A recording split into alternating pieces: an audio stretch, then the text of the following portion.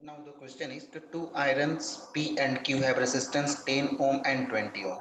मतलब कि एक आयरन P दूसरा आयरन Q, जिस पहले वाले का रेजिस्टेंस 10 ओम है दूसरे वाले का 20 ओम है.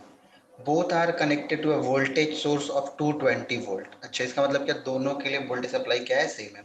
दोनों का रेजिस्टेंस अलग अलग है पर वोल्टेज सप्लाई सेम है. और कितने समय के लिए वोल्टेज सप्लाई हो रहा है, 3 मिनट के लिए. ओके. इस केस में आपको फाइंड करना है कि find the ratio of heat generated in P and Q. मतलब heat generated in iron P और heat generated in iron Q, इसका आपको रेशियो फाइंड करना है. ठीक है. चलिए, अगर हम पता करें कि heating effect of current, that is formula क्या होता है हीट का, H is equal to I square into R into T. जहां पर H आपका हीट प्रोड्यूस, I आपका करंट, R रेजिस्टेंस और T आपका टाइम होता है. तो अगर हम हीट लिखते हैं किसके लिए, पहले P के लिए, तो अगर हम हीट लिखते हैं P के तो क्या लिखेंगे, करंट थ्रू P का स्क्वायर, रेजिस्टेंस ऑफ P और टाइम ऑफ P. सिमिलरली अगर हम हीट लिखते हैं Q के लिए तो लिखेंगे current through Q square, resistance of Q and time through Q. ठीक है. अब हमें क्या करना है, इनका रेशियो फाइंड करना है, that is H P by H Q लिखना हम लोगों को. अब देखिए, इन दोनों के लिए पोटेंशियल सेम है, दैट इज 220 वोल्ट और टाइम भी सेम है 3 मिनट के लिए. ठीक है. इन दोनों के लिए पोटेंशियल भी क्या है, सेम है. और टाइम भी क्या है, सेम है. कितने मिनट के लिए, 3 मिनट के लिए.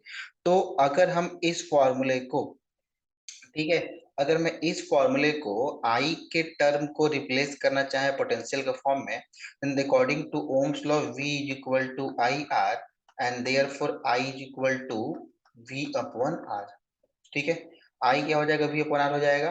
तो अगर हम लिखते हैं कि heat produce through P in the terms of voltage, तो क्या लिखेंगे, voltage through P resistance of P का square into resistance of P into time of P. अब इसको आप लिख सकते हैं कि voltage of P square by resistance of P square into resistance of P into time of P. देखिए ये रेजिस्टेंस ऑफ P कैंसिल हो जाएगा. तो heat in P is equal to क्या हो जाएगा आपके पास, वोल्टेज इन P का square by resistance in P into time of P. That is the formula in the terms of potential और टाइम और रेजिस्टेंस, जो कि हमें क्वेश्चन में दिया हुआ है. ठीक है. इस क्वेश्चन में करंट नहीं दिया गया था तो हमें इस करंट वाले टर्म को रिप्लेस करना होगा किसके, पोटेंशियल और रेजिस्टेंस के टर्म में, तो मैंने उसको कर लिया, एच पी आ गया. सिमिलरली अगर आप एच क्यू लिखते हैं यहाँ से, तो हीट इन जो आप क्यू लिखिएगा तो आप उसको लिख सकते हैं कि आई इन क्यू को potential in Q by resistance of Q का होल स्क्वायर. तो होल स्क्वायर करेंगे तो हम इसको लिख सकते हैं कि वी क्यू स्क्वायर और यहाँ से square, that is the R Q into T Q. ये आर क्यू से एक आर क्यू कैंसल, तो हीट इन क्यू हो जाएगा पोटेंशियल इन क्यू का square by heat resistance in Q into time of Q. चलिए, अब हमें हीट इन पी और हीट इन क्यू पता लग गया पोटेंशियल, रेजिस्टेंस और टाइम के केस में. अब हम सिंपल क्या करना है, इनका रेशियो निकालना है. तो चलिए रेशियो निकाल लेते हैं इनका. तो अगर हम लिखते हैं यहाँ से कि heat of P by heat of Q, तो हीट ऑफ पी क्या है, potential of P square by resistance of P multiply by time of P by heat of Q क्या है, पोटेंशियल ऑफ क्यू का square bye resistance of Q into time of Q. अच्छा देखिए, दोनों iron के लिए पी और Q के लिए पोटेंशियल क्या है, सेम है, और टाइम भी क्या है, सेम है. मतलब पोटेंशियल और टाइम दोनों के लिए क्या है, कांस्टेंट है. तो अगर पोटेंशियल और टाइम दोनों के लिए कांस्टेंट है तो ये पोटेंशियल कैंसिल हो जाएगा, ये टाइम और टाइम भी क्या हो जाएगा, कैंसिल हो जाएगा. ठीक है. पोटेंशियल और टाइम क्या हो जाएगा, कैंसिल हो जाएगा. तो यहां से क्या बचेगा आपके पास, 1/1 resistance of P and by 1/1 resistance of Q.